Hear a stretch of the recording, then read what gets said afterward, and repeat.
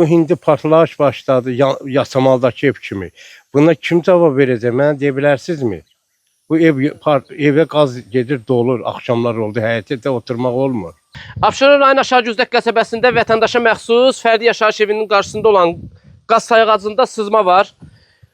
Vətəndaş Aras Adgözəlov bildirir ki, artıq yanvar ayından bugünkü günə qədər mövcud vəziyyət olduğu kimi qalır. Dəfələrlə aidiyyəti qurum olan Azərqaza məlumat versələr də çox təəssüf ki, heç bir tədbir görülmür.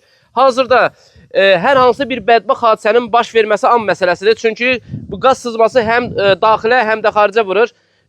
İydən isə bu ərazidə ümumiyyətlə dayanmaq mümkün deyil.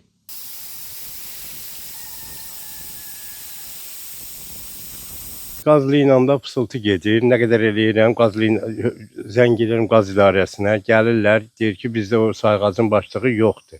Mən neyiniyim, hara müraciət? Qazın iyi də evə vurur.